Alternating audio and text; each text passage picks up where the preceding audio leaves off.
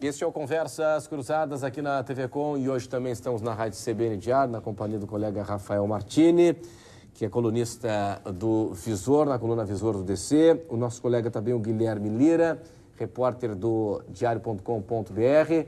Estamos entrevistando aqui os 3 senadores por Santa Catarina e nós temos agora uma pergunta do telespectador pelo Portal de Voz. Vamos lá, então?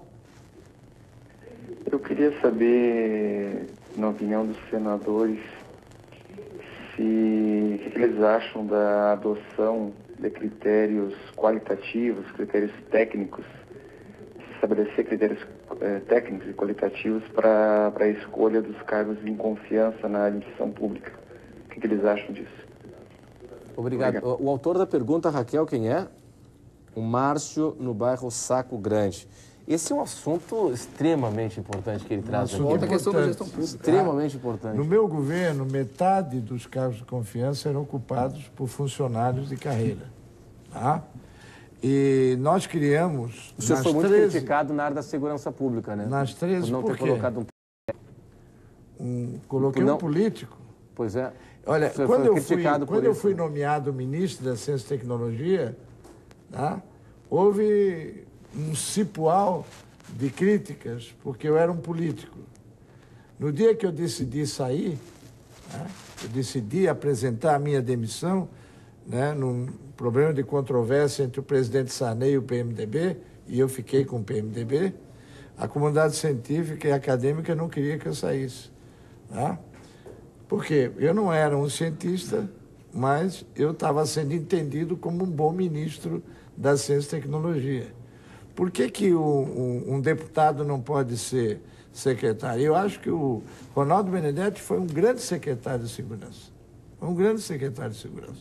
Eu fui 2 vezes secretário de Educação sem ser professor, sem ter formação na área da pedagogia. Eu entendo que quem exerce um cargo tem que ter 3 condições básicas. Primeiro, tem que ter uma ficha limpa, tem que ter uma condição de ética presente, comprovada para conduzir o órgão que está sob seu comando. Segundo, tem que ter vontade de trabalhar e não de fazer política. O resultado político, eleitoral, ele vem de graça. Não dá para separar, senador. Dá, sim, dá. Eu separei muito separado. O homem político, ele tem um interesse eleitoral que é legítimo, né? É da atribuição dele. Mas ele tem que ter, acima de tudo, isso não entra em conflito direto com o critério técnico, por exemplo? Tem que ter primeiro espírito público. E quando você tem espírito público, o interesse político vem junto. Só pode ser prefeito formado em administração e gerência. É verdade. Dentro dessa ética, eu nunca poderia ter sido prefeito, porque eu era um bacharel em Direito e um professor universitário. Né? Então, eu acho que nós temos que separar o joio do trigo. E acho que a pergunta aí do telespectador diz mais respeito aos cargos de 2º, 3º, 4º escalão. Acho que aí ele tem razão. A questão da seleção dos comissionados. Talvez seja. Dou razão a ele tranquilamente. Talvez o Márcio esteja se referindo o que é que está sendo votado agora e o Supremo vai decidir o negócio da ficha limpa para o ano que vem. Se tiver em segunda instância alguma coisa, para ser candidato não pode. Se estiver em 2º grau. O que é que se quer estender? Para exercer cargo em comissão, da mesma forma, cargo em comissão, tanto no âmbito federal, estadual, municipal ou de empresas públicas, que tem a participação de qualquer tipo de poder público, para exercer cargo em comissão também tem que ter a ficha limpa, em primeiro lugar. Em primeiro lugar tem que ter isso, Márcio. Essa é a ideia que está pegando no Brasil e eu acho que ela vai vingar. Se tiver de 2º grau, ficha não tiver isso, não pode participar. E aí, é claro, aí dentro da área que vai exercer, ele tem que ter a sua competência na questão técnica. Então, não é só a técnica, é também a questão política, a questão de ética. Ele tem que ter aquilo que ofereça credibilidade para a sociedade. Mas os senhores não entendem, por exemplo, o governo federal, a presidente Dilma tem sido uma série de ministros que têm caído de ministérios que praticamente loteados por partidos, a exemplo do que parece acontecer aqui em Santa Catarina também. A própria Secretaria de Educação é um exemplo, continua na mão do PSDB. Existem áreas que continuam na mão do PMDB, outras áreas na área do antigo DEM. Como é que os senhores analisam essa questão dessa... é o loteamento, desse loteamento. Mas é a governabilidade, Nós não verticalizamos. Né? Na Secretaria de Educação, Paulo Barra do PSDB, e tinha integrantes de todos os partidos e a maioria eram técnicos, né? Nós nunca verticalizamos. O que não pode é verticalizar. Na hora que verticalizar, o ministério vira um gueto. Vira um feudo.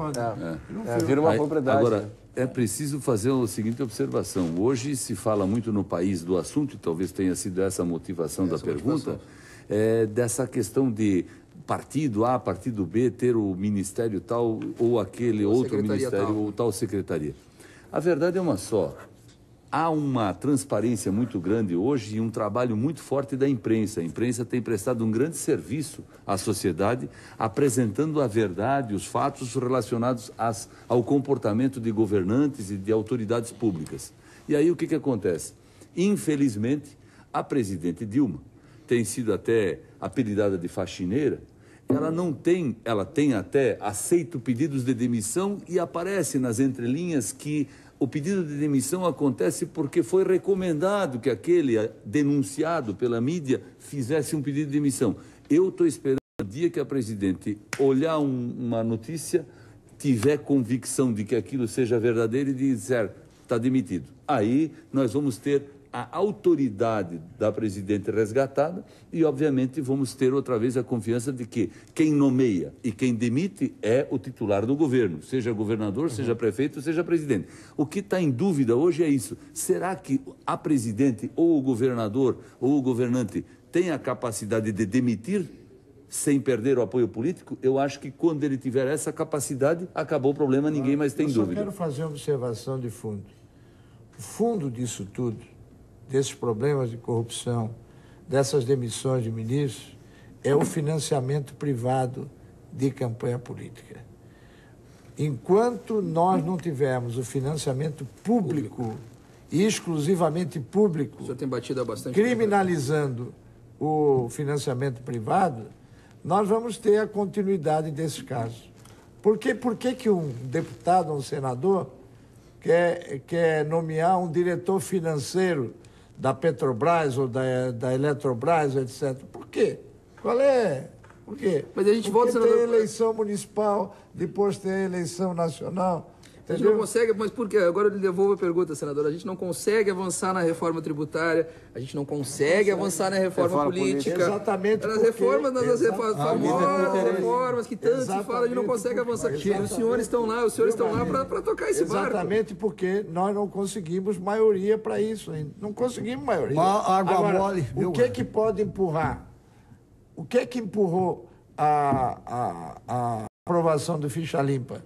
Foi o povo. Tá? Foram as redes sociais que empurraram o Congresso.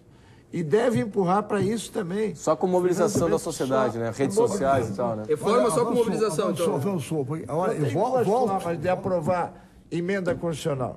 Mobilização da sociedade ou vontade política do governo. Qual foi a emenda constitucional política que se aprovou nesse país? Foi a da reeleição. Por quê? Porque o governo federal bancou no Congresso. Havia interesse político, né? Pessoal... Libera a fiscalização, libera nada de controlar a imprensa, avança o Código Florestal avançou, avançam as questões, não regulamenta isso, água mole em pedra dura, tanto dá até que fura. Se houver a pressão, vai avançando. Hoje, a transparência tem que... o homem público hoje tem que ser uma exposição, é uma vitrine. Não era como era antigamente, inclusive na ditadura, ninguém sabia, nem vocês não podiam divulgar, não podiam fiscalizar. Então isso cada vez mais, a sociedade avança, isso no mundo inteiro. No Brasil, se prepare que está caminhando para esse sentido. Vamos para o intervalo, em instantes a gente volta com as perguntas de vocês aqui pelo diario.com.br, diario.com.br. Vamos para o intervalo e até já.